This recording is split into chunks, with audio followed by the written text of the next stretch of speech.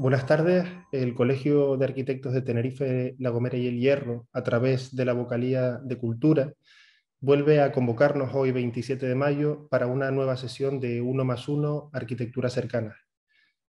Como ya hemos explicado en otras ocasiones, estas sesiones tienen por objeto dar visibilidad a estudios jóvenes que se intentan abrir camino en un paisaje profesional complejo y, por otro lado, mostrar las actuaciones o proyectos más recientes de despachos consolidados. Para esta quinta sesión contamos con dos equipos.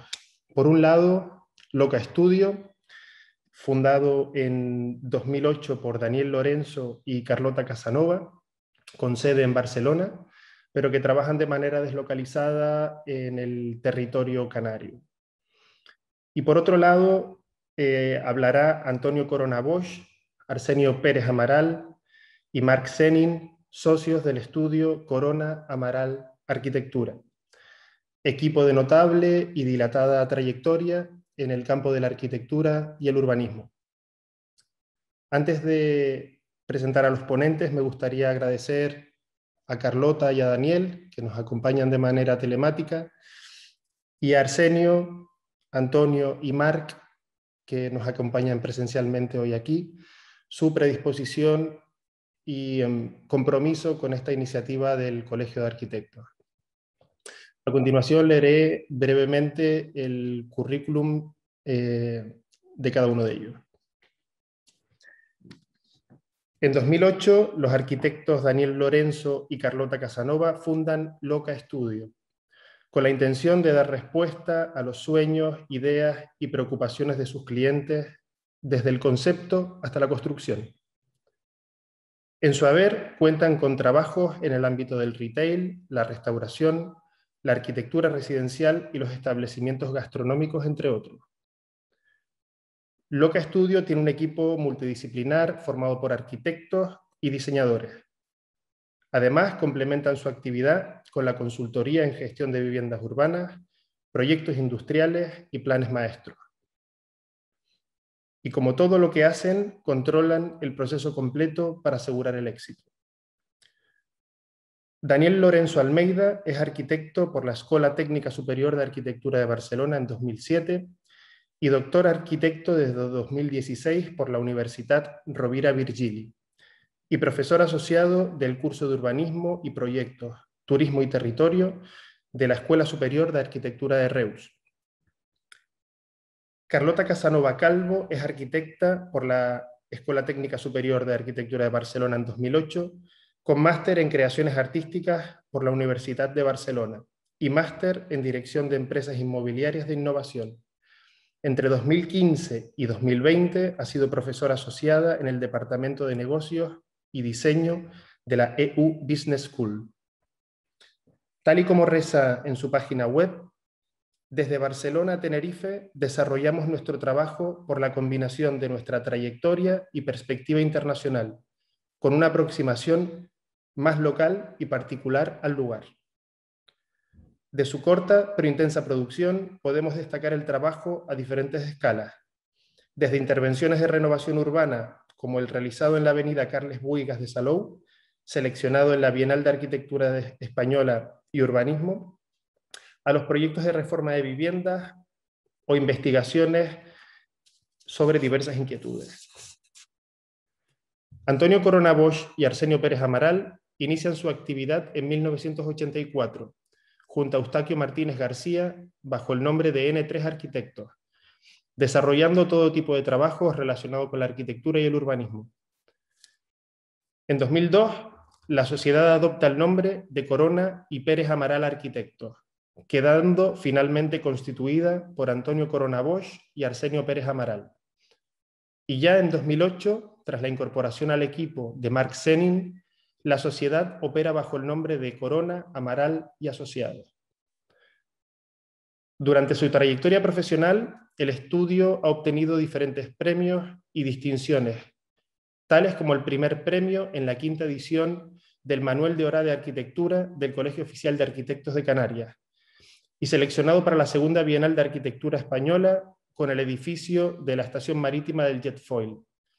Menciones honoríficas a diversas obras en las ediciones tercera, quinta, sexta, séptima, octava y décima del citado Premio de Arquitectura, así como la selección de la obra del aeropuerto de Tenerife Norte para la exposición On-Site, New Architecture in Spain, en el MoMA de Nueva York, en el año 2006, expuesta en Madrid en ese mismo año.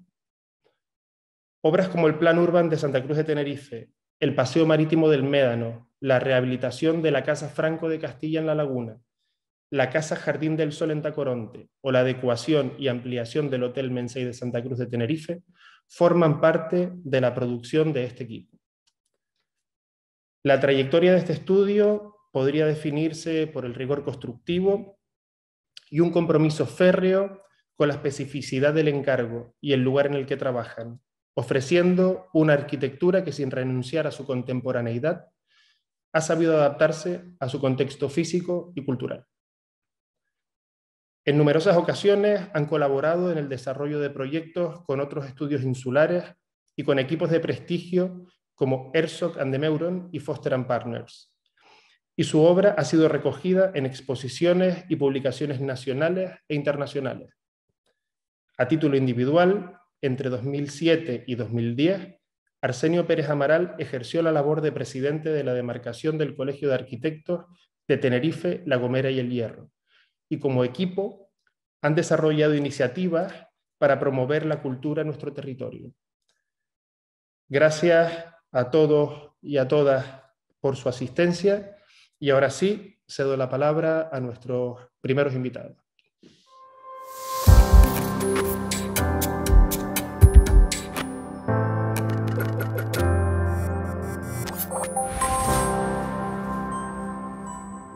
Buenas tardes, Carlota, buenas tardes, Daniel. Bienvenidos a esta quinta sesión del 1+1 Arquitectura Cercana. ¿Todo bien por Barcelona? Fenomenal. Buenas tardes. Muchas gracias por invitarnos. Estamos encantados de estar aquí. Sí, es un placer. Ustedes tienen un perfil particular porque, como la gente sabe, solemos invitar a estudios que operan directamente o con sede en las islas, pero ustedes, como decía antes, trabajan de manera deslocalizada desde Barcelona en proyectos en Cataluña o en otros lugares, pero sobre todo trabajan en Canarias también, ¿no? Entonces, no me dilato más en esta pequeña presentación y ya les cedo la palabra para que nos cuenten esos proyectitos, ¿de acuerdo?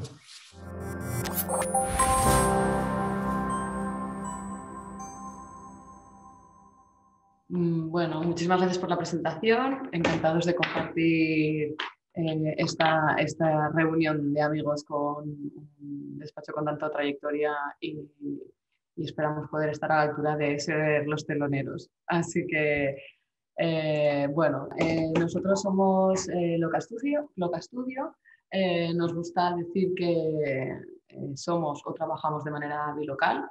Daniel es de Tenerife y yo soy catalana. Nos conocimos en la escuela de Barcelona y nos ha gustado, nos interesa trabajar de manera simultánea tanto en Cataluña como en Canarias. Además, esto luego Daniel explicará un poco más, pero tiene especial interés particular en el territorio y en el turismo, con lo cual trabajar en Canarias nos permite desarrollar todos aquellos proyectos de investigación que seguramente si solo estuviéramos en Cataluña no podríamos ni investigar ni seguir trabajando.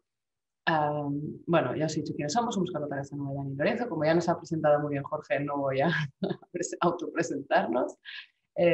Nosotros montamos el despacho en 2008 y nos gusta empezar con la imagen de nuestro logo porque es un logo que nos inspiramos en el logo de Love, del pop art, y nos parecía una manera divertida de empezar a apropiarnos ya desde el inicio de nuestro trabajo, del trabajo de otros, y de manera simpática queríamos darle continuidad al trabajo de arquitecto, al trabajo del diseño, sin borrar lo que viene detrás, sino aprender de que ya sabía hacerlo y tomarlo eso como experiencia para seguir trabajando. Bueno, este es nuestro equipo a día de hoy. Somos muchos y muy variados. También una cosa que supongo que si alguien se acerca a nuestra web o nos conoce, verá que tenemos gente en el equipo ahora de 6 países distintos. Además de ser bilocales, nos gusta también ser locales e internacionales, y ya que no podemos o no hemos tenido la oportunidad, a lo mejor, o no hemos querido trabajar físicamente en extranjero, sí que nos gusta tener esa multiculturalidad que creemos que tanto hace crecer y que tanto nos hace avanzar como sociedad. Perdón, que vuelvo atrás. Y bueno, la pregunta de lo que estamos aquí, ¿no? Y qué es lo que hacemos. Nosotros, bueno, empezaremos explicando proyectos que los podemos clasificar en 3 categorías, ¿no? No tenemos los XL, pero tenemos los S, los M y los L, quizás, ¿no? Trabajamos mucho, sobre todo a escala mediana, ¿no? En pequeños proyectos de vivienda, reformas, pequeña obra nueva y remontas. Luego tenemos proyectos más pequeños, ¿no? De pequeños proyectos de interiorismo, pequeños proyectos de mobiliario, de diseño. Y luego tenemos la escala L, podríamos decir que son proyectos de urbanismo, que hacemos desde temas de consultoría urbana a temas de urbanización y estrategia táctica. Este primer proyecto se llama, o le llamamos A&A. Nos llegó a través de unos clientes, aparte de muy majos, muy divertidos, y fue el primer proyecto que nos llegó un cliente sin conocernos nada por internet, ¿no? Entonces, toda esta era digital que había que actualizarse, pues a nosotros nos actualizamos un poco antes y nos vino fenomenal, porque fue una manera de realmente conectar con gente que no nos conocía y buscar una manera de tener que ganarte a un cliente de cero. Además, el piso es un piso que está en Barcelona, en el barrio de Sants. Es un piso que era pequeñito, son 70 metros, pero conseguimos o trabajamos sobre todo en hacer multirecorridos o circularidades para que no fuera un piso en el que te sintieras atrapado. Además, esto nos cogió con el confinamiento de por medio, bueno, justo, mentira, lo acabamos justo antes del confinamiento, con lo cual cuando acabamos o cuando pasó todo esto nos dijeron, menos mal que fuimos capaces de hacer estos recorridos internos, porque realmente si no quizás hubiera sido más duro. Y además añadimos aquí el espacio de teleworking, ¿no? Que ellos empezaban a decir, bueno, esto quizás en el futuro, y añadimos un espacio extra que realmente les dio mucha versatilidad, gracias. Y bueno, estas son algunas de las imágenes. Esto es el proyecto acabado. Trabajamos mucho también con los proyectos todo el mobiliario, diseñamos, nos gusta mucho diseñar carpinterías, trabajar con lo existente, ¿no? Con toda la estructura existente. Aquí nos encontramos la estructura de principios de siglo de madera, y luego nos encontramos con unas remontas y unas reestructuras que habían hecho en los años 70, y en vez de borrarlo todo esto decidimos, bueno, darles diferentes categorías, pero mantenerlos y convivir con ellos. Bueno, aquí se ven las diferentes conexiones, ¿no? Puedes dar 3 vueltas a la casa a través de habitación, dormitorios, cocinas, comedor, estudio, y cómo en las diferentes alturas se van generando los diferentes espacios. Este proyecto... bueno. Bien, esto es un proyecto también bilocal. En este caso es en Teruel. Carlota tiene ascendencia aragonesa, y hacía tiempo que queríamos tener una excusa para ir a Teruel a ver a parte de la familia. Entonces, estuvimos esperando hasta que encontramos un concurso que parecía que las bases estaban bien. Tuvimos la suerte de ganarlo. Entonces, gracias a esto, pues hemos tenido que ir a Teruel y trabajar en Teruel, que es un lujo. Y es una ciudad preciosa, que es como una almendra muy compacta. Esto es un plano que está norte-sur. Hay unos puentes, es una ciudad elevada, digamos, y unos puentes tanto al sur como al norte que conectan con Zaragoza al norte. Y esto es la carretera que baja a Valencia. Entonces, bueno, el proyecto, el concurso, era un concurso de rehacer un muro. Y nosotros presentamos una propuesta de ampliación del espacio urbano. Claro, en el ayuntamiento pues, no sabía muy bien cómo reaccionar a esto, pero decidieron darnos el premio. Y básicamente sí, lo que hemos propuesto es una pasarela muy liviana, sí, que cuelga sobre un antiguo muro que sirvió de expansión a la ciudad de Teruel, sí, y que ellos llaman la muralla, pero después hemos descubierto que no es tal muralla, ¿no? Sí, y la muralla está detrás. Y esto es un muro que tiene unos 150 años y que ha servido para circunvalar la ciudad, y era la antigua carretera de salida hacia Zaragoza. Sí, este de la derecha es el puente de la Reina, sí, y el de la izquierda es el puente nuevo, sí, que suplantó, sí, la carretera tradicional, ¿no? Entonces, es un espacio muy estrecho, sí, que limita con este punto, que es la muralla histórica, digamos, de defensa de la ciudad. Y que además confluye un punto muy bonito, que es el acueducto que traía el agua a la ciudad. Y que más que su problema fuese que tenían que reforzar un muro, que quizás también había que rehabilitarlo, era ver qué papel tenía ese muro en la calle, y que lo que quizás hacía falta era darle más espacio al peatón, ampliar la calle, ¿no? Que tuvieran nuevas perspectivas sobre la muralla y sobre el barranco, que es un lugar muy bonito. Y entonces, bueno, sí, el tema ha estado en cómo resolver ese elemento, sí, muy liviano, que deje, digamos, las visuales sobre lo que tiene valor, que es esa muralla de detrás. Bueno, ahora saltamos a una escala intermedia, quizás no a nivel de ciudad, a nivel de doméstico. Este es un proyecto que estamos iniciando en Tacoronte. Es una casa de obra nueva que estamos haciendo en concreto para un amigo, al que ya le habíamos hecho un negocio en Tacoronte también, y al que ya le habíamos ayudado con una reforma de un piso. Pero bueno, forzados en este caso por la pandemia, tenían un terreno en el que, bueno, no sabían si darle salida, y decidieron que quizás era el momento para, bueno, vivir un poco más al aire libre, tener una mejor calidad espacial y doméstica. Además, la finca es preciosa porque, bueno, se ve un poco la pendiente, abajo se ve el mar y de frente se ve el Teide, con lo cual la ubicación de la vivienda, bueno, aquí se ve un poco, ¿no?, en las maquetas cómo empezamos a trabajar la topografía y cómo acaba siendo la U que se abre a estas dos visuales, protegiéndonos también de los vientos, porque bueno, puede ser una incidencia negativa en este caso, y abriéndonos, ¿no?, hacia todo lo magnífico que tiene el terreno, que además tiene viña, con lo cual magnífico. Estas formas un poco responden, ¿no?, a esta posición de vistas y a esta posición de protección de los vientos. Luego es un proyecto en el que estamos trabajando muchísimo con la vegetación autóctona, y luego, bueno, por supuesto, con todo el tema programático de hacer una vivienda, bueno, con un planeamiento urbanístico bastante estricto, lo cual nos parece bien, intentando sacarle el mayor jugo a esto, trabajando también mucho con materiales locales, que también creemos que además de hacer una cosa que tiene mucho sentido en el lugar, además puede hacer también que sea un proyecto mucho más fácil de ejecutar y más económico, con lo cual ahí estamos trabajando. Creemos que el trabajo con sección, ventilaciones, celosías, visuales, no solamente exteriores, sino también interiores y vistas cruzadas, es un tema clave.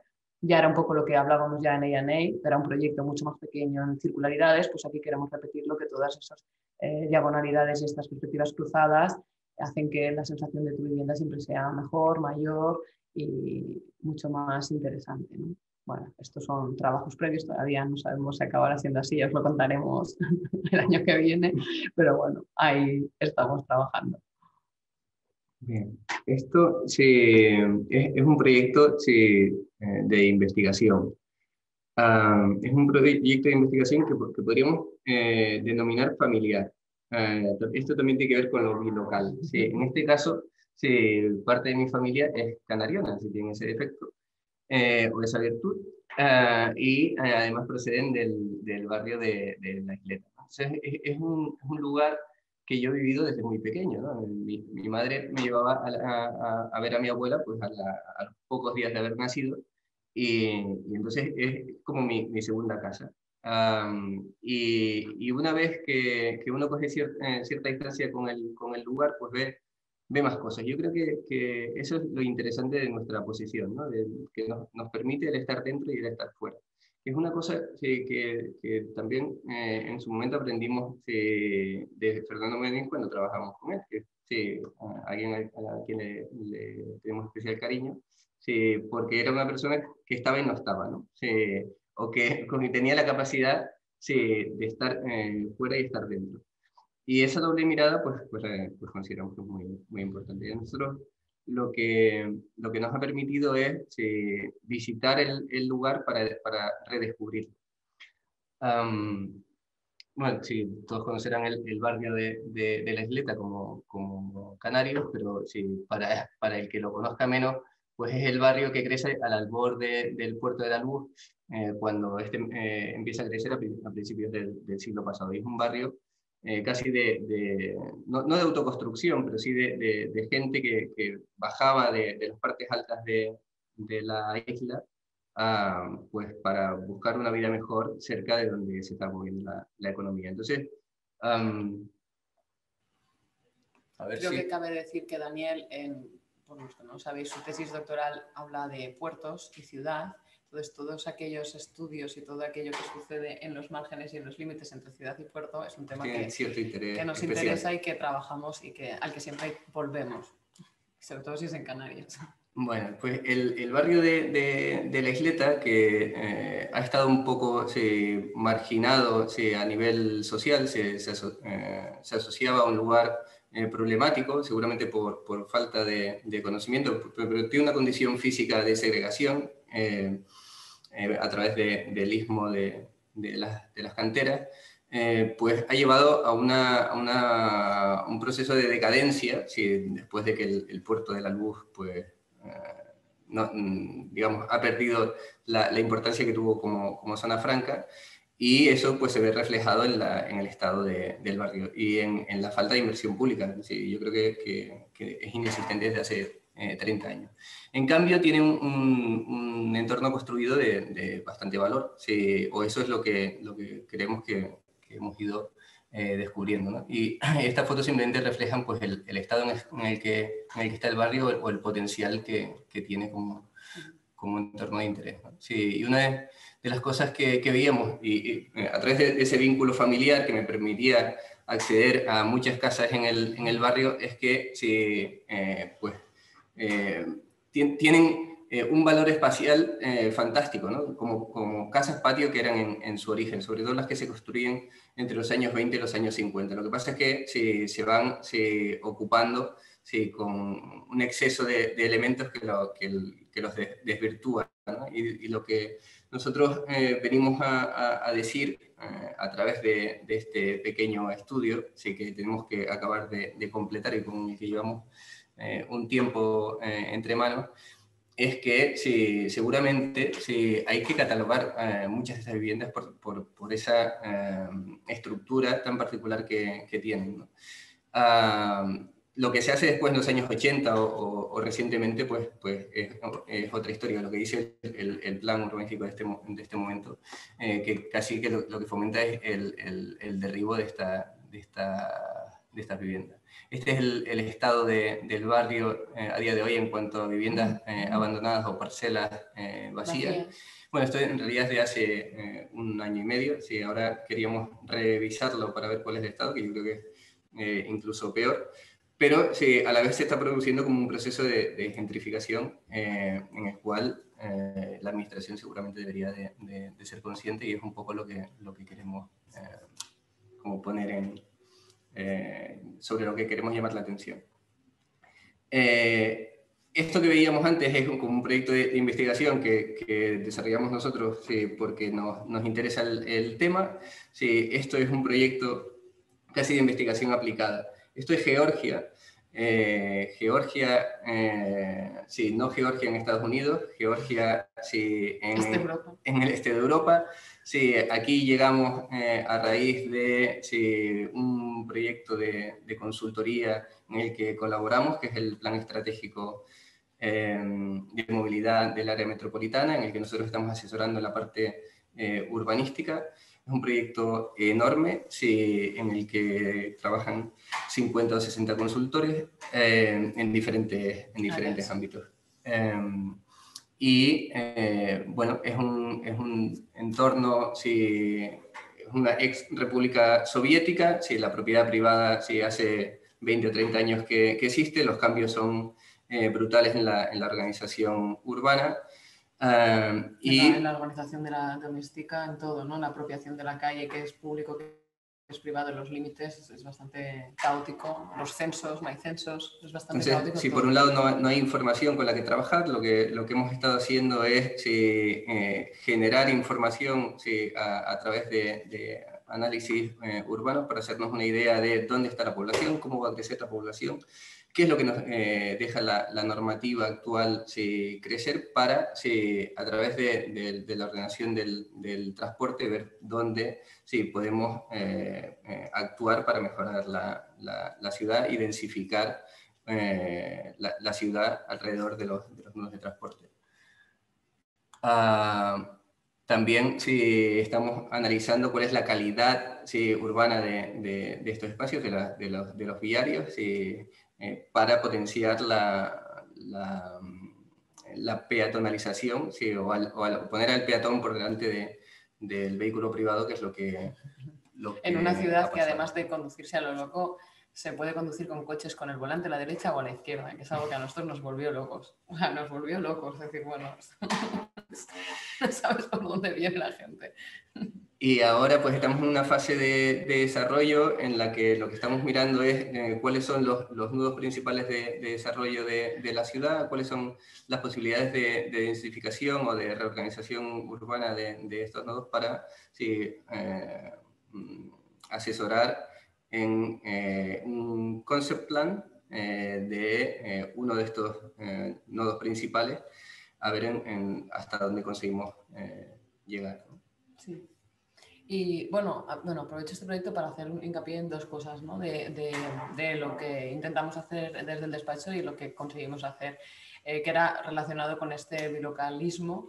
Y es que, bueno, como os apuntaba antes, ¿no? Bueno, cómo hemos llegado a este proyecto, cómo hemos llegado a los clientes. La mayoría de los clientes que tenemos incluso en Barcelona son clientes de cualquier nacionalidad, o sea, no, de hecho casi todos son extranjeros, ¿no? No tenemos prácticamente clientes locales y no sé si es una cosa, bueno, es una cosa que empieza y no sabes muy bien por qué, pero así aparte sí que es verdad que nuestra comunicación la intentamos hacer un poco en varios idiomas porque nos parece más que nada divertido, interesante y global, no es una cuestión de una pose, sino que realmente nos parece interesante y es una manera en la que al final te acabas viendo trabajando en entornos, aparte de multidisciplinarios, sobre todo internacionales, pero desde aquí, lo cual nos parece muy interesante poder crear conocimiento fuera trabajando desde aquí, ¿no? Sin necesidad de irnos, que a veces pensamos que no tenemos nada que exportar y tenemos muchísimo que exportar.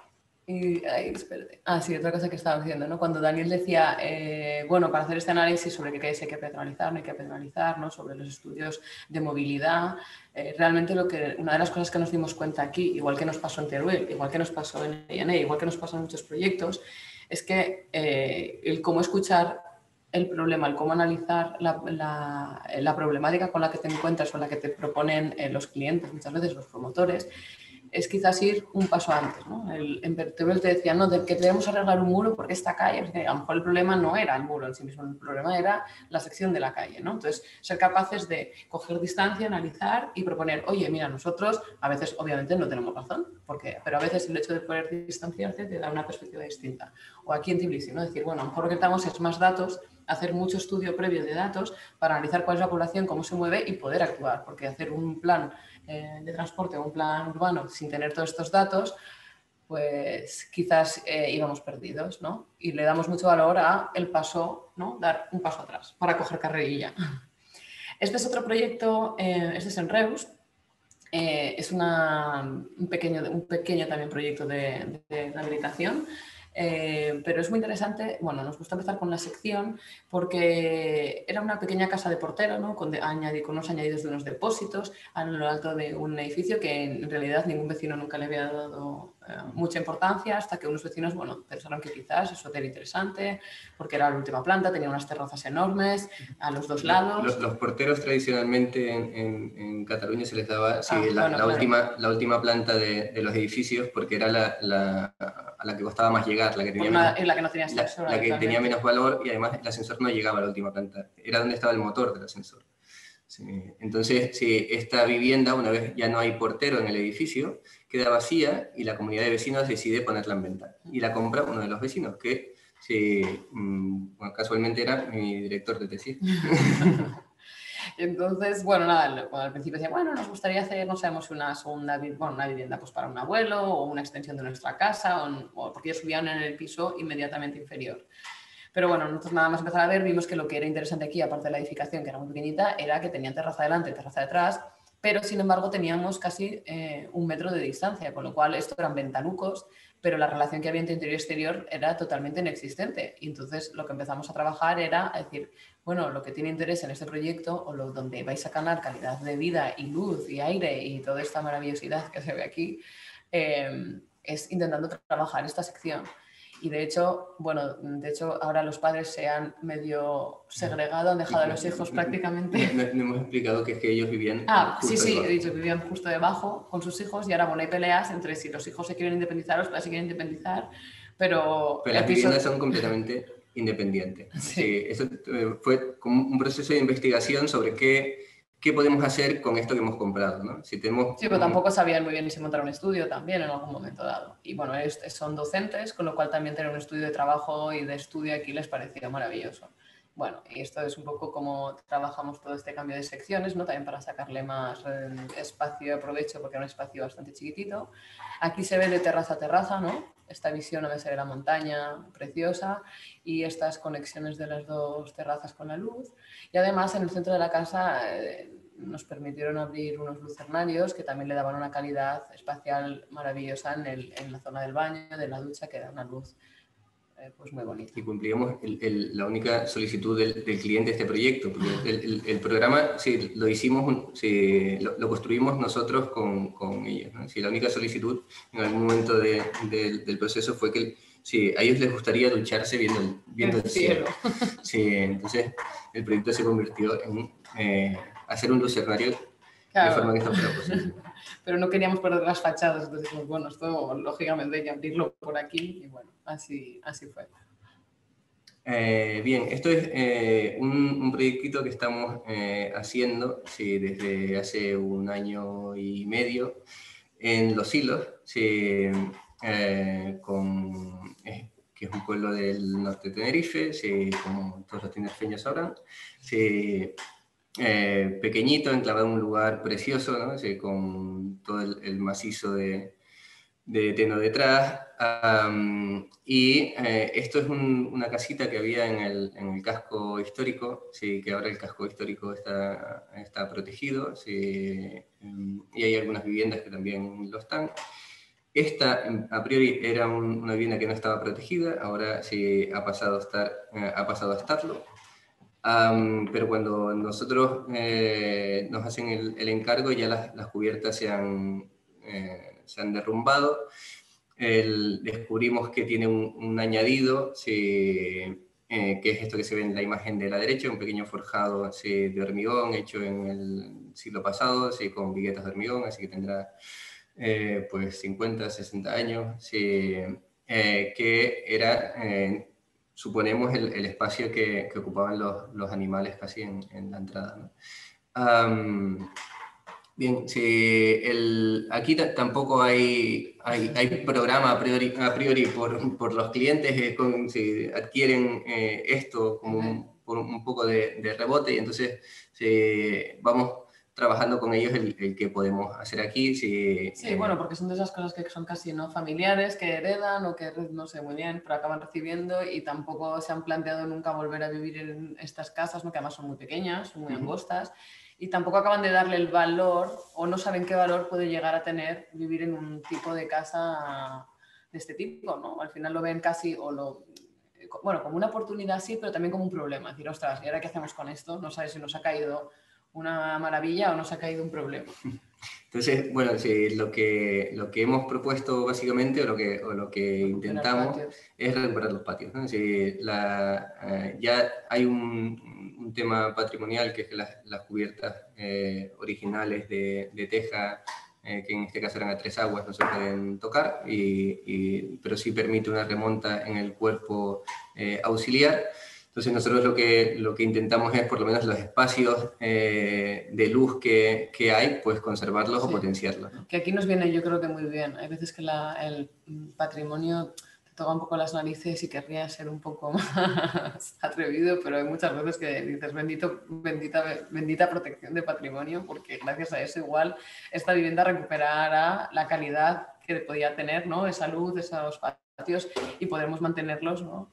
Aunque a veces un poco a regañadientes de algún cliente, pero es un buen aliado. Entonces, básicamente, si la vivienda lo que intenta es pues, o permitir flexibilidad dentro del uso y distribución de los espacios y después disfrutar del lujo de los patios. Y, ay, perdón, que lo hago sí. mal. Ah, él hace, bueno. Bueno, aquí simplemente es una sección en la que se ve la parte que remonta la vivienda y la importancia de los patios en ambos lados. En ambos lados. Y un poco, bueno, aquí el tema de las cubiertas que estabas comentando, ¿no? Y aquí hemos puesto, bueno, algún otro proyecto quizás no tienen a lo mejor tanto interés en cuanto a edificación, pero sí que nos interesa un poco más el diseño a lo mejor de pequeños objetos o de pequeños elementos dentro de los espacios domésticos, que como últimamente este año parece que solo se habla, bueno, se hablan como de 2 temas, ¿no? Pero de cómo hemos transformado nuestros espacios domésticos, hacia dónde vamos, cómo podemos vivir en nuestras casas, que es verdad que nosotros nos hemos encontrado con muchas situaciones de mucha gente a la que ya les habíamos dicho casas que venían a hacer cambios, a ampliar, o mucha gente que venían en casas en las que se han visto tanto tiempo encerrados que realmente querían renovar. Pero bueno, el detalle, ¿no? del diseño del pequeño objeto, que sí que te puede dar una cierta calidad interior, nos divierte y nos gusta mucho. Y además, constructivamente, sobre todo aquí a Daniel, que se podría pegar el día haciendo detallitos constructivos, pues nos permite hacer pequeñas obritas que nos gustan y nos divierten. Esto es una casa de una señora que era cocinera y una persona que nos ha dado además muchísima libertad a la hora de proponer, de crear. Es una persona muy atrevida en cuanto a versatilidad de espacios, una persona que no sabía muy bien lo que quería, pero sí que nos decía: yo quiero dar centralidad al momento más importante para mi familia, ¿no? Que es cuando la gente viene a comer y cuando están todos en casa. Y yo, que soy la cocinera, no quiero estar encerrada en mi casa porque al final me meten en la cocina todo el día y yo quiero compartirlo, ¿no? Entonces, al final sí que es verdad que hicimos una planta extremadamente abierta, muy versátil y que para una persona mayor es bastante, a veces pensamos que van a ser más tradicionales y al revés, ha sido de las personas más modernas con las que nos hemos encontrado. Bueno, aquí trabajamos mucho con mallas, con madera, color. Esto es una vivienda adosada, ¿sí? Una vivienda adosada al uso. Sí, que como todas las viviendas adosadas al uso tiene un problema que es que no hay luz dentro de la casa. Y que las escaleras son, ¿no? Como... Están metidas dentro de un núcleo de escalera que además tienes que entrar por puertas, bueno, un drama. Entonces, básicamente, lo que hicimos fue reventar la escalera. Nos cargamos la escalera, el núcleo de escalera, que además era de obra, y colgamos una escalera de arriba abajo. Por la que tenía que entrar luz desde la cubierta que tenía unas terrazas que permitía que eso sucediera. Sí, al final haciendo un elemento bastante transparente, ¿no? Nos permitía darle mucha luminosidad. Bueno, esto es un poco la vista en planta desde el sótano, del garaje hacia arriba, colgada. Y luego, bueno, aquí nos gustaba poner que además esta señora nos dejó diseñarle todo, nos dejó diseñarle las mesas, bueno, todo, un amor y una diversión y nos lo pasamos, la verdad, que fenomenal. Aquí tenemos otro pequeño objeto que también hemos diseñado recientemente para un restaurante que aquí también el COVID nos ha hecho clac, pero bueno, está a punto de abrir, a ver si pueden arrancar. Era un restaurante que, bueno, es un restaurante, perdón, es y abrirá pronto las puertas y podremos ir todos a comer y beber, pero es un restaurante que... bueno, pues desde su creación pues pasó por muchas fases, ¿no? De lo que querían ser, lo que no querían ser, cómo querían comunicarse. Entonces hubo tantas fases en las que no sabían muy bien el nombre, el logo, no sé qué, que decidimos trabajar con una pared o con esto es un poco cuando trabajas con retail, ¿no? Con un fondo con el cual pudiéramos comunicar diferentes cosas en función de la transformación del restaurante según diferentes momentos o según diferentes fases o para diferentes incluso fiestas que pudieran celebrar o momentos del día. Entonces empezamos a trabajar con diferentes iconos de cosas que nos contaban, que les interesaban, y empezamos a trabajar con una imagen de un elemento que fuera un panel que se iluminaba y que estos elementos pudieran ser cambiantes en función de la... Intercambiables en el momento de cualquier festival, por ejemplo. Si hacen un cumpleaños de 40 años, pues podían ser 40. Si querían celebrar el verano, pues podían ser las caras del cumpleañero. Por ejemplo. Y esto es un trabajo que además hicimos aquí en el despacho, en el taller, para empezar a mecanizarlos, intentar solucionar el problema antes de tirárselo directamente al cliente. Intentamos jugar fabricando nosotros unas piezas, ¿no? Y hacer pruebas desde el taller para poder llegar a hacer algo que el cliente realmente nos comprara y no pensara que le estábamos haciendo más un problema que una solución. Y la verdad es que, bueno, quedó muy divertido y, bueno, esperamos que pronto abran y poder invitaros a todos a tomar una copa en Barcelona. Y, bueno, este proyecto es un proyecto de escala media, es una vivienda en el PRIS, en Tacoronte también. Es una vivienda que está, bueno, lo bonito que tiene además es que son 2 parcelas, no solo una, y está frente al mar, justo el mar está aquí, bueno, pero bueno, de frente. Y además tiene la virtud que cuando nos llamaron para hacer la ampliación de esta casa, una de las cosas que quedó claro es que no querían edificar en la segunda parcela. O sea que sí que querían crecer la vivienda porque, bueno, son muchos de familia y se había aumentado la familia considerablemente, pero lo que tenían claro es que no querían perder el jardín, no querían perder vistas, no querían perder lo que realmente veían que era calidad de vida, que lo es. Sin embargo, se veían con una casa quizás, un tipo de vivienda un poco... rígida y un poco de promoción, un poco así del tirón, entonces era un poco pues, igual que todas las demás. Y sí que nos permitieron hacer, nos invitaron a hacer, o hicimos conjuntamente una reflexión. Esto en realidad es el estudio, el análisis de lo que podía llegar a ser la vivienda, porque todo esto está work in progress. De hacia dónde queríamos abrir, hacia dónde queríamos tener protección, dónde queríamos tener vistas, dónde queríamos que jugaran los niños, cómo comunicar este segundo plano con un primer plano y hacer una parte de sombra, un huerto, la posibilidad de hacer una piscina. Y además a esto está hay como 5 niveles, o 4 niveles, pero sobre todo nos veíamos que aquí había un gran agujero delante, que lo único que, no se veía el mar desde abajo, por supuesto, y la diferencia de cota era tanta que al final no tenías la sensación de poder tener un gran jardín.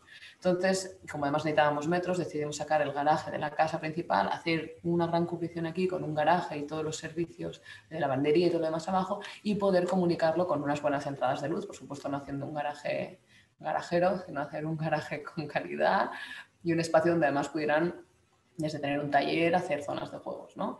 Y aprovechar todo este cambio de sección, ¿no? Para hacer esta nueva estructura y poder cubrirlo para ganar espacio. En realidad era para ganar espacio construido, por supuesto, pero también para ganar espacio exterior. Ay, ahora se ha cortado. Aquí. Bien. Sí, esto sí... Esto sí que es escala N, eso podríamos decir. Bueno, esto es un encargo que va y vuelve. Sí, es de estas cosas de la administración que nunca sabes en qué punto está. Y que a veces se amplía y a veces se hace más pequeño, ¿no? Empieza con un encargo que es la renovación del acceso a la zona franca aduanera de Barcelona dentro del consorcio de la zona franca. El consorcio de la zona franca es una entidad que básicamente lo que tiene es suelo al lado del puerto, es el suelo logístico de más valor de Europa, ¿sí? Porque está el puerto y el aeropuerto al lado y es el suelo que está en el medio. Sí, es suelo público, digamos, del Ministerio de Hacienda, pero gestionado a través del consorcio. Y es donde estaba la SEAT antes de irse a Martorell, sí, donde estaba la Nissan, que ahora se va, y donde ahora está Amazon, ¿no? Sí, es un lugar también muy dinámico. Sí, y la zona franca aduanera se ha quedado en el olvido, sí, como tal, sí, como zona franca, y entonces el proyecto lo que pretendía es volver a poner en valor este lugar a través de un acceso más digno. Y lo que pasa es que después evoluciona, sí, en el proceso y entonces nos dicen, oye, sí, ya que estamos aquí, ¿por qué si no empezamos a estudiar la calidad urbana del polígono, ¿no? Sí, porque la urbanización sí, es del siglo pasado, ¿no? Sí, y aquí nosotros tenemos que ser una entidad del siglo XXI o XXII, y mirar al futuro, ¿no? Con desparpajo y alegría. Y entonces, bueno, nos dicen que estudiemos el nuevo modelo de urbanización, y como modelo la calle que está delante de la zona franca aduanera, ¿no? Y esto es como el ámbito de actuación. Esta es la calle 5 del polígono de la zona franca, y esto es la zona franca aduanera y el cerramiento, sí que es el primer encargo, ¿no? El inicio del encargo. El inicio del encargo. Bueno, este es el ámbito del proyecto. Esta es la ronda litoral que entra en Barcelona. Sí, a la parte superior del plano estaría Barcelona, lo que queda a la derecha es el puerto de Barcelona. Sí, la ciudad ya se rodea todo esto en lo que sería aquí la izquierda de la lámina, y lo que hicimos fue estudiar todas las secciones de viario que había para poder reclasificarlas, ¿no? Porque no hay jerarquía a día de hoy dentro de ellas. Han ido cayendo pues como han ido cayendo, y se han ido modificando como se han ido modificando, y lo que se trataba era de establecer como unas tipologías viarias para establecer dentro de qué tipología estaba la nuestra, que era la calle 5, y poder también avanzar, ¿no? Bueno, y hacer el proyecto piloto o el proyecto modelo en una calle para luego poder implementarlo en el resto. Yo creo que como estrategia es muy interesante. Una cosa es que tú hagas el estudio todo, ¿no? Pero implementar una para ver si funciona o no funciona, ponerlo en crisis, ponerlo en duda, porque hay muchas cosas que, bueno, pues lo que decía Daniel, ¿no? Ahora se va la Nissan, viene Amazon, los requerimientos son otros, las peticiones de los usuarios de este suelo son otras, son grandes, bueno, son mucha logística, y la logística cambia, y eso hace cambie pues cómo es el tráfico rodado, cómo llegan los trabajadores aquí. Ahora ya hay un sistema de bicing, ¿no? Ha llegado el metro por fin. Bueno, es decir, que son cambios estructurales que hacen que todo esto sea distinto. Ya no hace falta que a lo mejor haya tanto espacio de aparcamiento, porque seguramente muchísima gente no va a venir en coche. Entonces, también era un momento de reflexión, porque es todavía estamos dentro de la crisis, no de la recuperación económica después del 2008. Estamos hacia abajo, no hacia arriba, ¿no? Sí, entonces es el momento de repensar cómo reactivar este entorno que está perdiendo clientes, ¿no? Sí, la industria, en vez de llegar, se está yendo. Entonces hay que hacer el entorno más atractivo. Entonces, bueno, una de las cosas que hacemos es intentar que las infraestructuras sean más flexibles, que la calle sea más flexible, la sección viaria sea más flexible. Por un lado, tenemos una sección única, que les permite, a través de una serie de parámetros y elementos, modificar el número de viales de la calle. Y los accesos, ¿no?, a las parcelas, porque lo que se veía es que cada vez que cambia el usuario de una parcela, tenía que volver a reurbanizar, volver a cambiar alcantarillado, iluminación. Entonces, ¿no? El inicio era decir, vale, ¿qué es lo que suele cambiar cada vez que cambia un monstruo de estos? Para que no tengamos que volver a hacer toda la calle, ¿no? Entonces, trabajar con una sección que fuera muy flexible, no, por arriba y por abajo. Sí, no solo por encima, a nivel de acceso, sino también de infraestructuras, sino a nivel de infraestructuras, ¿no? Que estuvieran muy bien organizadas, cómo permitir que esas infraestructuras, que ahora conocemos, pues puede ser electricidad, agua, gas, pero no sabemos cuáles son las que van a venir, pues jugar incluso con la previsión para generar unas conexiones que nos permitan el cambio de usuarios o de solicitudes de demanda de la manera más flexible y cómoda posible.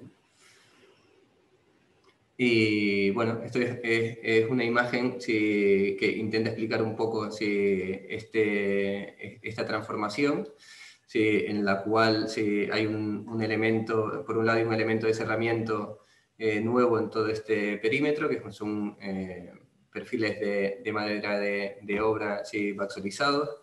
Sí, aquí también hay un tema de seguridad, un poco la obsesión por la protección, pero en realidad el hecho de que tenga una valla tan grande y tan contundente en medio de una zona hace que al final hagas unas macro manzanas que son casi como una gran cárcel en medio del polígono, lo cual cuesta ¿no?, atravesar.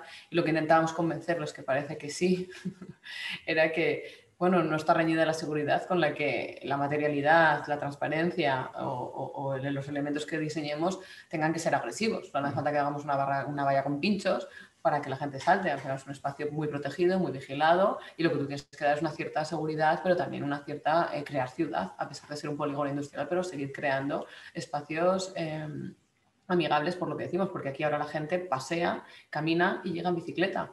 No es, o en patinete, que ahora hay muchísimos, ¿no? No es lo mismo que antes la gente seguramente no paseaba por estos polígonos. Sí, bueno, y hay un punto, sí, que es el de acceso, que es un poco más significativo, que es una pérgola que te indica, sí, el punto de entrada, que ahora es que sí, es imposible saber por dónde hay que entrar. Bueno, como este proceso es tan largo, pues nos ha permitido incluso hacer pruebas, ¿no? y ensayos, y vamos corrigiendo, y ya veremos el día que todo esto se acaba, en vez de ser 3 o 6 metros. Sí, porque nos dan la confianza, pero también se lo tenemos que demostrar, ¿no? Los pruebas pilotas están muy bien, pero bueno, también te testas a ti mismo, ¿no? Y a las propuestas. Y bueno, hay temas de iluminación nocturna que también estamos trabajando, que son muy divertidos. Y bueno, este es el último proyecto que os queríamos explicar. Hemos escogido este porque es una remonta, y para luego dar paso a nuestros compañeros, Arsenio, Antonio y Marc, que tienen un muy bonito proyecto de remonta de un hotel, y estábamos intentando buscar un punto de conexión. Hemos pensado que íbamos a acabar con este, que así les dábamos paso. Este es una pequeña vivienda en Horta, en un barrio al norte de Barcelona. Es una vivienda de principios de siglo de planta baja +1, en el que vivía una familia. La hija se fue a vivir al extranjero y cuando quiso volver le propuso a la madre subir una planta y dividirlo y hacer 2 viviendas. Lo cual la madre está encantada de la vida, porque así también se ve viviendo en esa casa más años, pudiendo mantenerla bien, pudiendo compartir con sus nietos la vida. Y bueno, ha sido una oportunidad muy bonita para construir además una remonta que la estamos haciendo en madera, estructura en madera.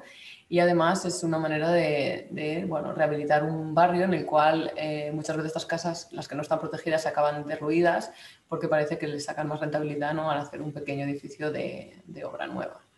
Bueno, esta es la propuesta. Si queríamos mantener, por supuesto, el gran jardín que tienen y crear una terraza en la primera planta, y en vez de edificar, podíamos edificar todo, pero pensamos que tenía mucha más calidad espacial así. Aquí mantenemos una galería, aquí unas galerías que son muy típicas en las construcciones de esta zona de Barcelona, y, por supuesto, habilitar toda la cubierta para que fuera una cubierta verde, que además tiene la particularidad que ahora el Ayuntamiento de Barcelona obliga a que sean espacios que no pueden ser privativos, con lo cual tienen que ser comunitarios. En este caso, bueno, se le da la servidumbre de paso. Al ser familia, en este caso sería un poquito más fácil, pero igualmente nos parece una buena iniciativa para que realmente se utilicen y se compartan estas cubiertas que muchas veces están abandonadas, ¿no? Bueno, las plantas tampoco vamos a entrar mucho en detalle, tampoco es un proyecto que está muy bonito, muy encajado, pero bueno, no tiene mayor virtud que el de haber hecho un buen encaje. Es una planta muy pequeñita. Sí, pero bueno, creemos que el encaje bonito es el haber podido trabajar con una sección, una materialidad de madera, y poder trabajar, bueno, lo hemos pintado de verde, que es como muy verdismo, pero no es un verdismo falso, sino que realmente queremos crear una buena cubierta verde, crear una buena terraza y sobre todo mantener el jardín y no perder metros de este espacio exterior, que cada día parece que ahora buscamos incluso más. Sí, que en otros proyectos esto puede ser más anecdótico, pero en este caso sí, lo que sorprende de la vivienda cuando la visitas es que tiene un jardín exuberante. Sí. Sí, entonces la dueña de la vivienda es una amante de las plantas, sí, lo disfruta, y entonces de lo que se trataba es de intentar sumar, pero nunca restar de lo que ya tenía. Y bueno, con esto yo creo que nos despedimos y damos paso a los compañeros, y nada, os queremos dar las gracias por invitarnos, y ha sido un placer poder explicar un poquito de las cosas en las que trabajamos. Desde Barcelona en Canarias y desde Canarias en Barcelona.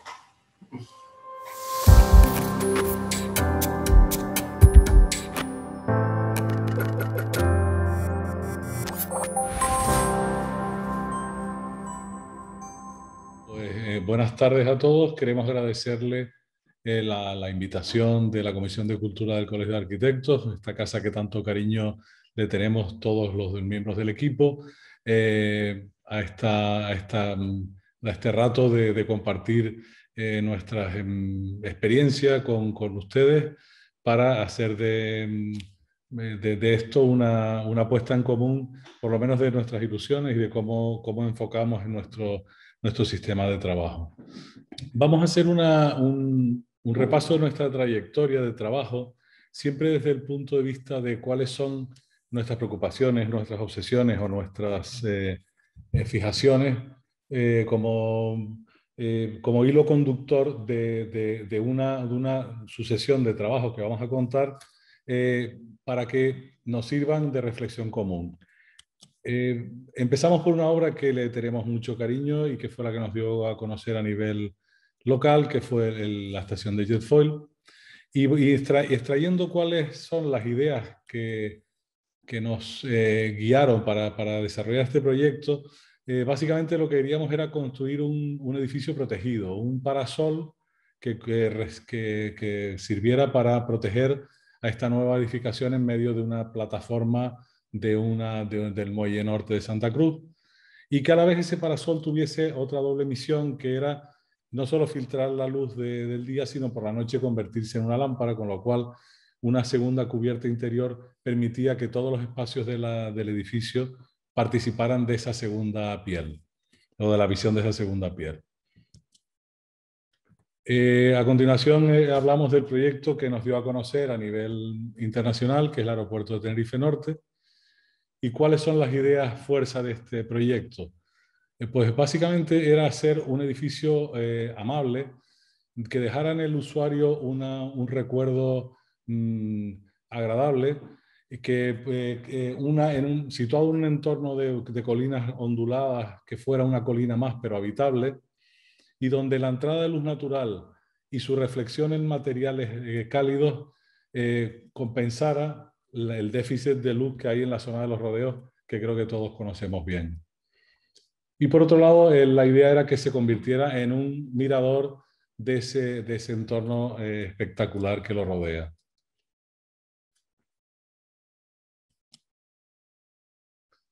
La peatonalización del centro de Santa Cruz fue otro proyecto que marcó nuestra trayectoria, en el que lo que se pretendía como idea fuerza era liberar a la ciudad del peso, del peso literal de los coches que se acumulaban como aparcamientos ilegales en cualquiera de sus esquinas, para darle espacio al peatón. Eso venía acompañado de una estrategia de creación de patrimonio vegetal, que estas fotos son del inicio del proyecto, pero que a lo largo de los años se han ido consolidando, y los espacios que actualmente van presentando una vegetación cada vez más rica, en el momento anterior estaban ocupados por los coches.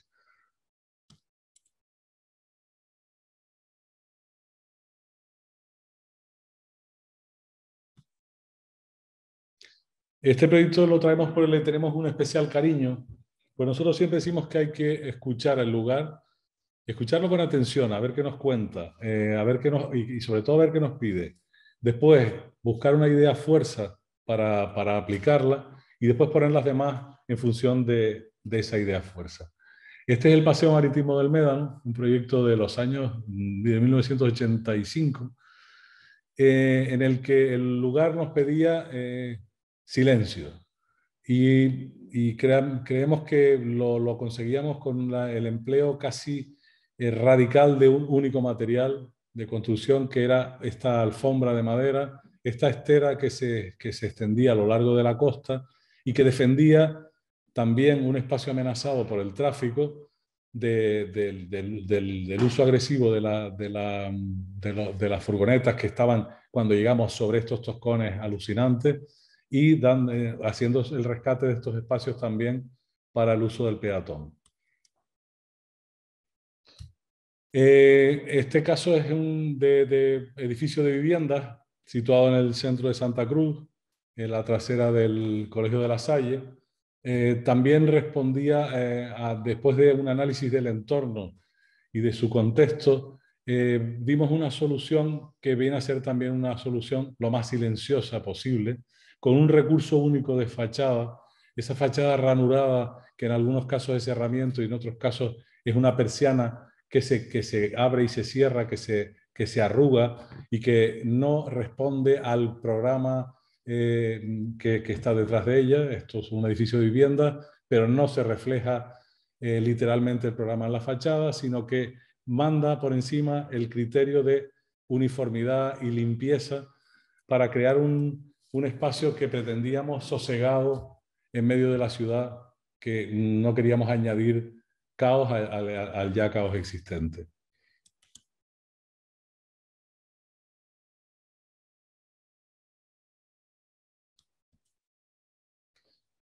También en esta vivienda unifamiliar, la idea que la preside era también el silencio, la intervención con una pieza mirador en un entorno con una vista muy potente, situado en Tacoronte también, como los proyectos que veíamos de los compañeros antes, y donde esa actitud de silencio se manifiesta en el empleo de recursos muy limitados, uso de materiales muy limitados, porque el espectáculo estaba fuera y no pretendíamos hacer una distorsión de la lectura del entorno.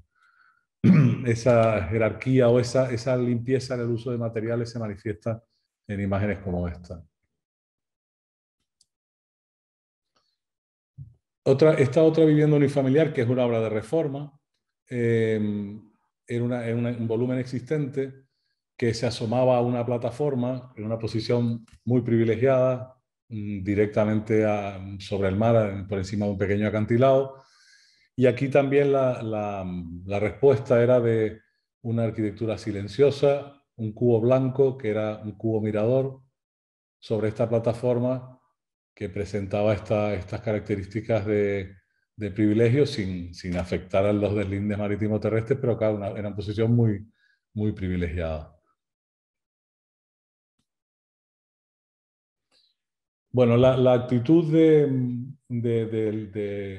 intervenir en el patrimonio para nosotros hay que escucharlo doblemente, igual que los solares y los lugares hay que escucharlos mucho, el patrimonio hay que escucharlo con más intensidad, porque tenemos que saber cuál es la historia, qué es lo que realmente queda de esa historia y qué es lo que dónde podemos intervenir, siempre desde el respeto y desde la sinceridad, o sea, no intentando copiar o mimetizar elementos ya destruidos, sino donde se vea claramente y se identifique la intervención. En este caso era una vivienda del siglo XVIII que se transforma en una notaría, que había sufrido pues muy maltrato porque entre otras cosas había sufrido un incendio que había devorado la cubierta principal, y la intervención del hombre tampoco había sido muy apropiada porque parte de la logia del patio había desaparecido y se había incorporado una construcción de baja calidad de los años 40.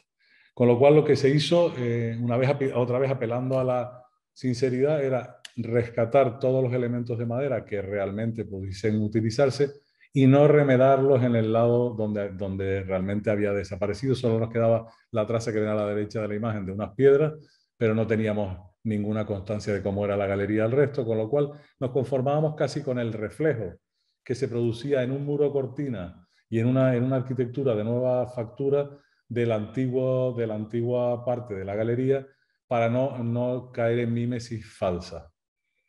Con lo cual lo que se añadió fue un cuerpo de nuestro siglo, que lo que pretende es ser lo más silencioso también posible para no entrar en conflicto con el edificio de valores patrimoniales. La iluminación es otro de nuestras obsesiones, quizás, a lo largo del trabajo. Entendemos la iluminación no solo como un elemento que refuerza, que resuelve un problema funcional, sino como un material más de construcción de la arquitectura que subraya y focaliza elementos que queremos ver. En este caso, bueno, esta imagen se produce una serie de reflexiones, pero incorporar la iluminación como elemento de diseño siempre nos ha preocupado, y ya veremos que en la trayectoria, en otros proyectos, está presente siempre esa preocupación. Ahora, este es un proyecto que fue fruto de un largo proceso. Fueron más de 10 años de trabajo, en los que la primera parte consistió en la ordenación de una parcela anexa al conocido Hotel Mensei de Santa Cruz, con un programa complejo, porque había que resolver un aparcamiento de gran capacidad en los niveles inferiores, rematado por una instalación de spa que se ofrecía como servicio complementario al hotel. Pero desde aquí queríamos empezar con esta imagen porque el concepto, la idea fuerza de este proyecto era extender el jardín existente del hotel hacia la nueva parcela. Era una parcela que se podía haber construido vivienda y que en su momento el Cabildo tuvo la vista de adquirirla, incorporarla, que el Cabildo es el de Tenerife, es el propietario del inmueble, y tuvo la vista de adquirirla para mejorar la imagen del conjunto del hotel. Con lo cual, la operación de jardinería era muy importante, casi se duplicaba la superficie inicial de jardín, y luego la operación de arquitectura pretendía resolverse por medio de un pabellón con unas formas lo más simple posible, que se integraba visualmente en el jardín existente y que sobre todo se pretendía no entrar en conflicto con el edificio patrimonial que vemos a la izquierda. Recordarán que este edificio llegó a ser rojo, todos lo recordarán rojo, pero originalmente había sido blanco. Nosotros apostamos mucho por el blanco como tratamiento de edificios patrimoniales porque le da una uniformidad que nos parece que simplifica, pero en este caso ya existía, ya no estamos inventándonos nada. Las fotos históricas del hotel eran blancas y nuestra nueva pieza plantea eso, la ausencia de forma, la repetición de un recurso para no entrar en conflicto con el edificio histórico. Una vez más la iluminación, creando espacios cálidos de uso, siempre nos preocupa. Y en el último año se acometió la operación de rehabilitación de habitaciones de todo el hotel. En este caso colaboramos con 2 estudios de arquitectura más, con Eustaquio Martínez, que había sido nuestro socio, y con Virgilio Gutiérrez. Nosotros nos centramos básicamente en el tema de rehabilitación de las habitaciones, y la propiedad nos dio la oportunidad de diseñar piezas de mobiliario, de realizar incluso el nivel de equipamiento hasta el final, lo cual nos dio la tranquilidad de que no puedes llegar a seguir el producto hasta el final sin que te entren otros profesionales que pueden desvirtuar la visión del producto. También intervinimos por ejemplo, en la redefinición del Baribaya como un bar de copas de los años 40, de la época que se había generado el hotel, con este sistema también de palos simples, pero que recrean la forma de la barra original que se mantuvo. Y esta es la operación de remonta que comentaba antes nuestra compañera Carlota, en la que intervinimos. Evidentemente los niveles inferiores no son arquitectura de nuestra factura, pero por virtud del plan de modernización y mejora de ADEGE, se permitió una remonta de una planta. Este edificio también era rojo, nos perseguían los edificios rojos, y acabamos también volviéndolo al blanco y un tono ocre, pero lo que se caracteriza hasta ahora es porque se hizo una remonta con una estructura de madera microlaminada de escaso peso, que no nos obligó a reforzar las plantas inferiores, hecho que era importante en una obra de estas de hostelería porque los tiempos de construcción están muy limitados, porque ellos tienen las plazas vendidas al día siguiente de la fecha de final de obra. Con lo cual, esto fue como un mecano que se montó en Alemania, se desmontó y luego se montó aquí en un tiempo récord, y da esta imagen amable de una arquitectura en la que la madera no es un adorno ni una decoración, sino es un elemento resistente, es el forjado, y nos parecía que daba una solución interesante a ese problema que lo enfocábamos desde esa forma, punto de vista. Vamos a ver solamente dos proyectos. Esto es un proyecto que se va a empezar a construir inmediatamente, relacionado también con el mundo turístico. Jorge nos enfocaba en ese camino y bueno, ya hemos seleccionado este y otro que está recién terminado. O sea que este está, digamos, a la mitad del proceso y el otro está recién terminado. Esto es una promoción situada en la parte superior de la urbanización del Golf de Abama, en el sur de Tenerife. Y aquí había que oír el terreno, evidentemente, pero también había que oír a los promotores. Los promotores querían un producto diferenciado del producto que rodea esta colonia, ¿no?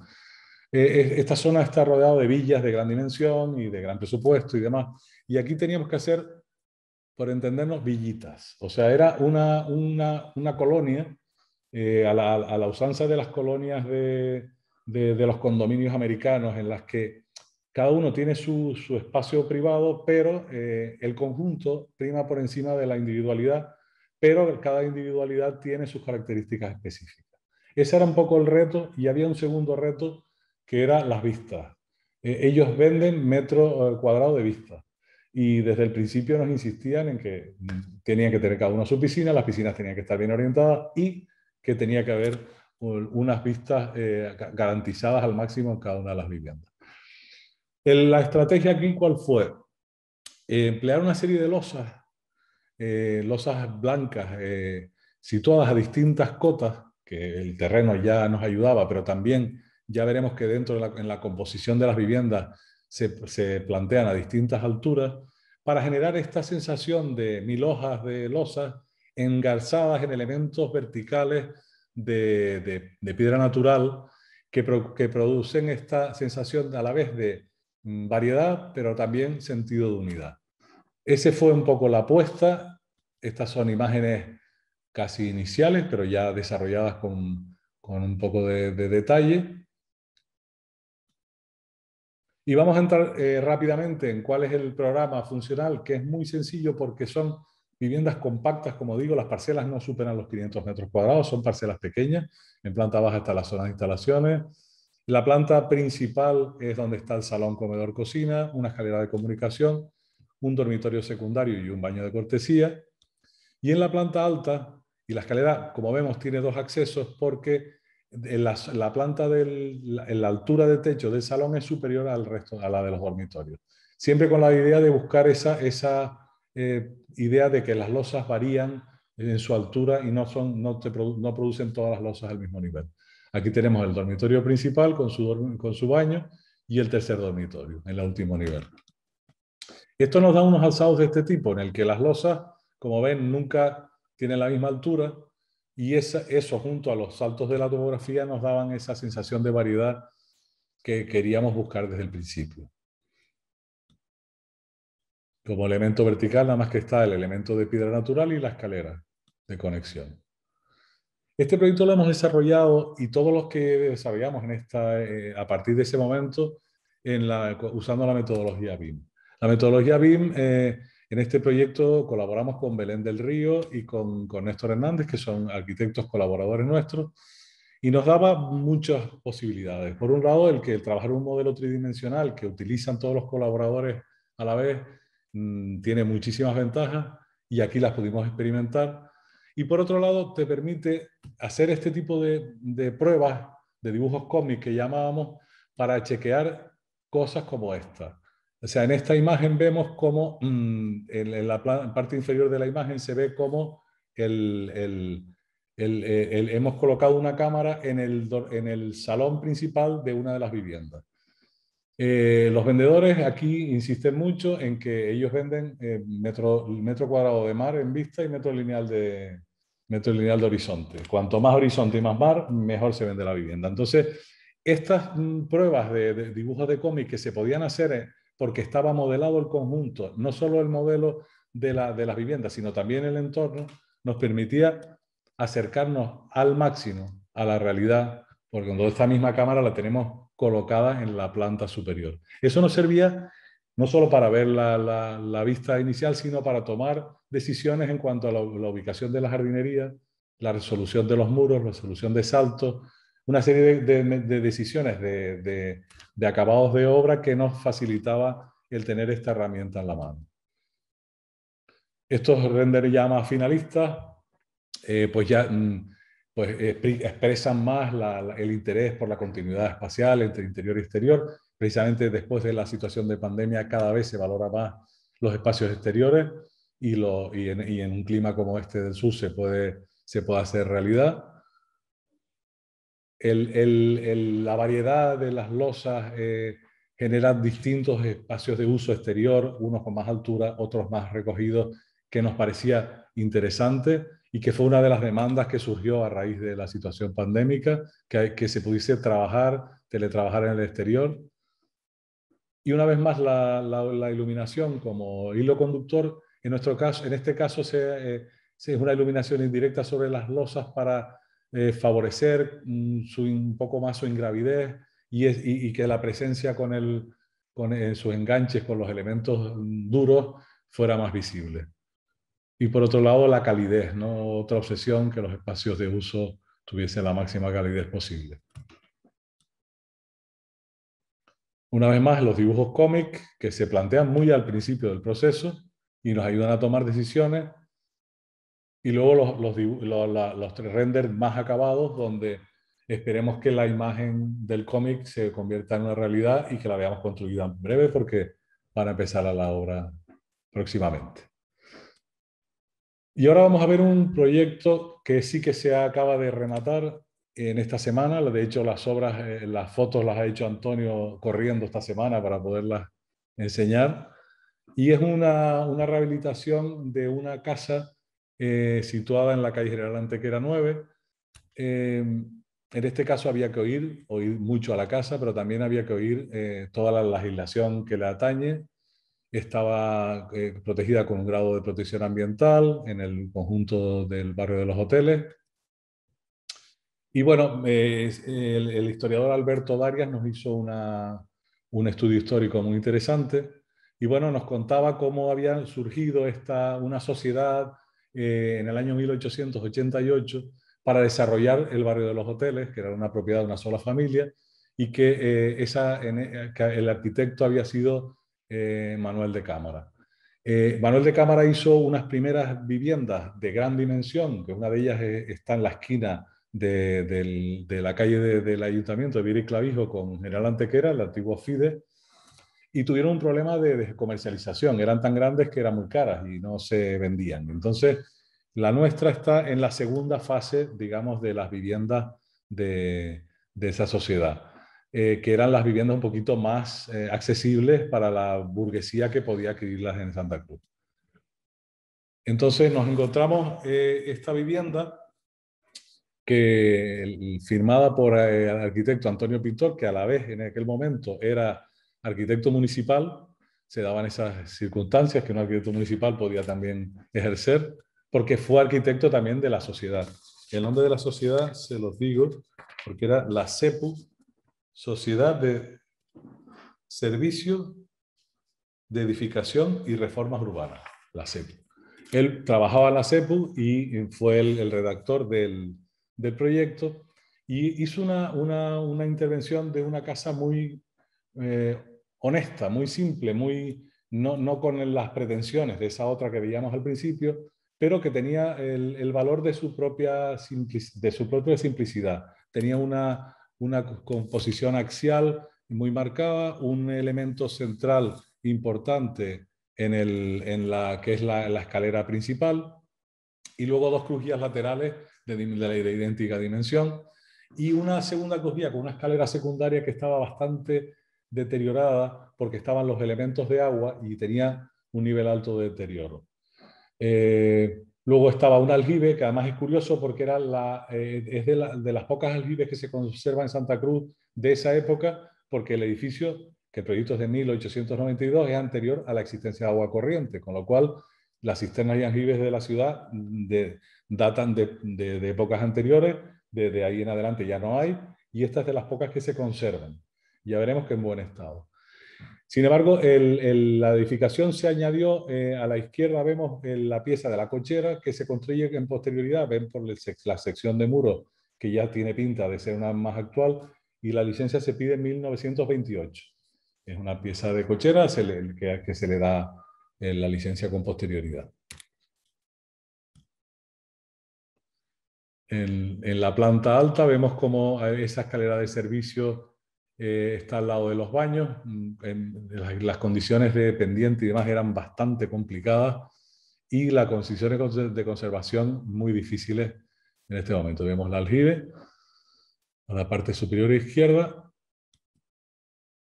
Y el trabajo empieza con el levantamiento. En los proyectos de patrimonio hay que dibujar mucho, dibujar exactamente toda la carpintería, hacer un levantamiento preciso de cada uno de los elementos. Los pavimentos estaban en bastante buen estado de conservación, excepción hecha de la escalera que nos comentamos y algún tema puntual, con lo cual decidimos intentar mantenerlos en su totalidad y no reutilizarlos totalmente. Había una zona de pavimentos hidráulicos de gran valor que estaba en muy buen estado de conservación, que por supuesto mimamos durante la obra para mantenerla. Hicimos el catalogado de cada uno. Las carpinterías, quería comentarles la elegancia de estas carpinterías de proporción vertical, de escala 1:3, de la época del romanticismo del siglo XIX, y se recuperan también totalmente. Incluso se hizo un estudio de especies vegetales, había algunas que estaban afectando, como la palmera que vemos abajo, a la propia edificación y el bien cultural, con lo cual Patrimonio nos permitió trasplantarla dentro de la propia parcela para defender el bien de interés. El problema fue que las palmeras canarias resisten mal el trasplante y no sobrevivió. Entonces lo que tuvimos que hacer es reponer con otro ejemplar, porque esta le hicimos un traslado con una grúa y a otra ubicación con la misma orientación, pero no logramos que sobreviviera. El flamboyán grande de la entrada estaba afectando al muro de contención, que estaba totalmente desplomado, y se sustituyó por otro ejemplar menos agresivo. Y esta era la imagen de la casa antes de la intervención, que creemos que su propia humildad o su propia limpieza es uno de los valores principales, sus huecos ordenados, ese balcón central un poco remetido y poco más, con unos recursos limitados, pero con la honestidad de la solución limpia. Entonces, el programa que nos pedía la propiedad era hacer un hotel de suites en la ciudad con cuatro suites ocupándolas con las 4 alas de la casa, que tienen la misma dimensión, con lo cual nos ajustaba bastante a la realidad de la casa sin forzar las dimensiones de la casa existente. Entonces, las suites se desarrollan con un salón, un comedor, cocina que está en el acceso, un baño y luego un dormitorio que siempre da al patio trasero. La única intervención de nueva factura es la que sustituye la escalera de servicio por una zona que está serigrafiada en esta imagen trasera, un ascensor que comunica todas las plantas para ser accesible dentro siempre del casetón de cubierta existente, y en planta alta una escalera que ahora veremos y le sonará a alguna cosa que hemos visto antes, que comunica con el nivel 2 con la cubierta del edificio. 2 suites ubicadas en la parte superior con la misma distribución que las que vimos en planta baja, y se plantea la utilización de las cubiertas como elemento de uso, y esta obra nos cogió en medio de la pandemia y la propiedad estaba encantado de que esta cubierta fuera un espacio de uso común. Que no es el único espacio de uso común, pero como hay 5 habitaciones, pues que cada una pudiese usar simultáneamente un espacio. La cochera se convirtió en una 5ª habitación. En ella se hizo el juego de deprimir un poco el suelo de la segunda crujía para incorporar un vestidor y un baño, y en la parte superior de esa segunda crujía poner el espacio de dormir, dejando la altura existente para el estar comedor-cocina en la primera crujía. Una vez más, se modeló en el sistema BIM tanto la casa como el entorno, y nos permitía hacer comprobaciones de este tipo en cuanto a la ubicación de la piscina, la conveniencia de las terrazas, o la relación con el jardín de la iglesia de San Jorge, que es el antiguo templo anglicano que está en la trasera y del cual visualmente nos apropiamos, creando este espacio pues, de remanso de paz en el centro de la ciudad. El proceso. Se procedió a trabajar desde la parte inferior de los forjados de la planta alta.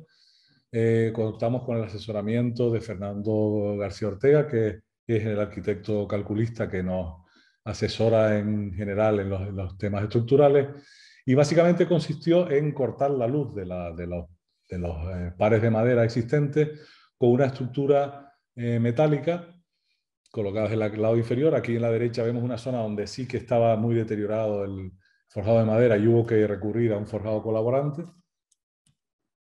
Y lo que se utilizaba era un primer falso, debajo del refuerzo, un primer falso techo que fuera resistente al fuego para proteger la madera y la estructura metálica, y luego colocar las instalaciones y un segundo falso techo después con un sistema de amortiguación de los apoyos para evitar transferencias acústicas de la planta superior a la inferior.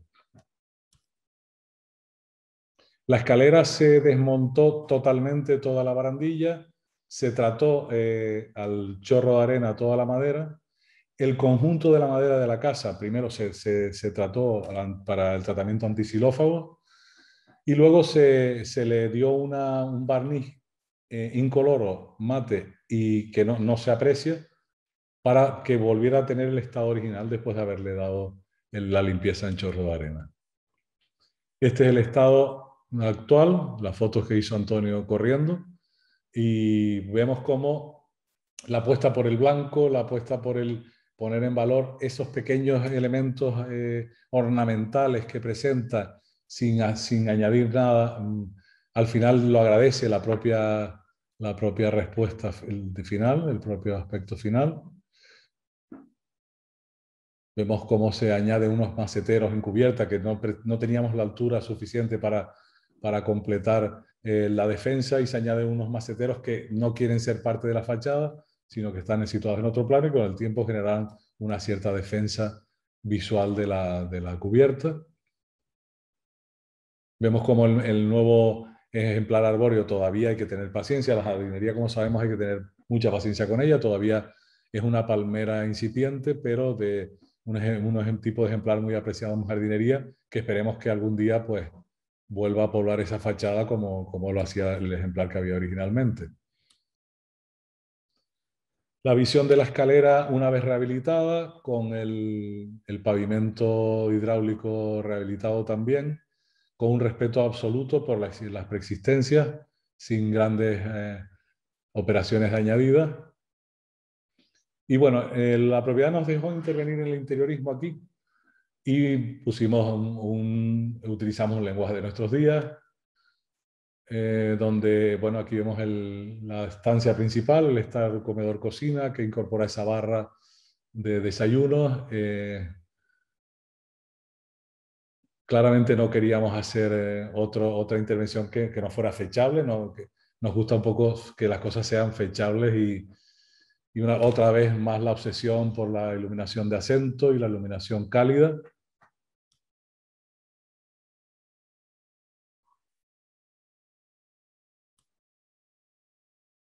El baño, que se resuelve de una manera simple, con un equipamiento normal de un baño de hotel, pero sin grandes dimensiones.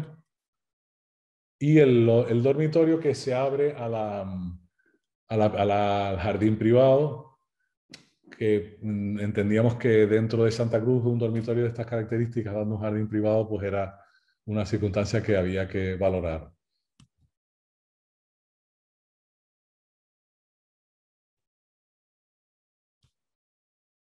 Esto es lo que decíamos que les iba a recordar a la casa de Isla Luisa, que nos enseñaban recientemente nuestros compañeros, porque esta es la única intervención, digamos, de nueva factura que se hace en la casa, y esta es una escalera, la escalera que conecta el segundo nivel con la cubierta y se resuelve por medio de una pantalla de hormigón rodeada por una plegadura de metal que crea el peldañado sin ningún elemento añadido y que tiene una rigidez muy alta y solamente se añaden unos vidrios para evitar la caída.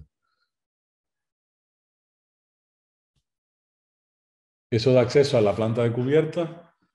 Entendemos que va a ser un espacio agradable porque participa del entorno, de un entorno muy, muy agradable en el centro de la ciudad. Y la operación de la cochera y las piscinas, y a la derecha vemos el remate de la alberca, del aljibe existente. En la cochera tuvimos el planteamiento de usar una cubierta de teja negra, que le planteamos a la unidad, al área de patrimonio del Cabildo, y nos aceptó, porque realmente el edificio de atrás probablemente es de los pocos de la isla que tiene cubierta de pizarra, y nos parecía que se integraba más usando el material de teja negra, que no es un material histórico de nuestra isla, pero que en esta particular ubicación parecía lógico.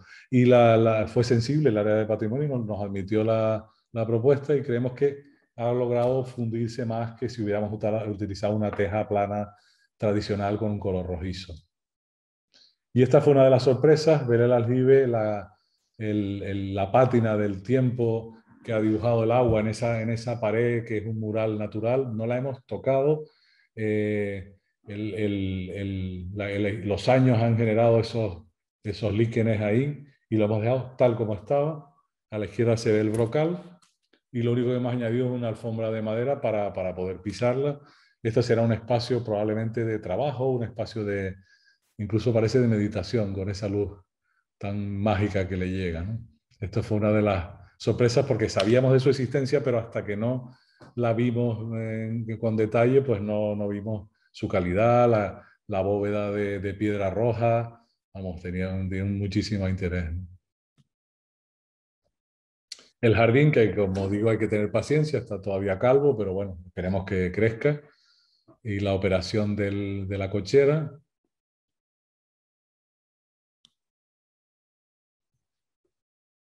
Que al final se convierte en una especie de pequeño, casi casita bungalow. Y el espacio interior resuelto con la cubierta también, de cubierta microlaminada, porque tiene una cubierta de uralita de mala calidad, y se utilizó también la cubierta de maral microlaminada. Esta sería la visión desde el salón, arriba el espacio de dormir y abajo el vestidor y el pequeño baño. Y una vez más la iluminación, en este caso iluminación de acento del exterior, simplemente marcando alguna de las líneas del ornamento limitado que presentaba la casa. Y esta es un poco la imagen finalista. Ya con esto acabamos. Simplemente decir que la intervención en patrimonio requiere mimo, cariño, pero entendemos que al final es agradecida.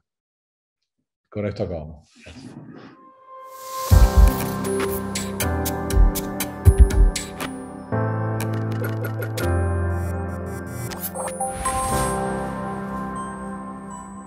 Bueno, muchísimas gracias a los dos equipos que esta tarde han compartido sus experiencias con nosotros.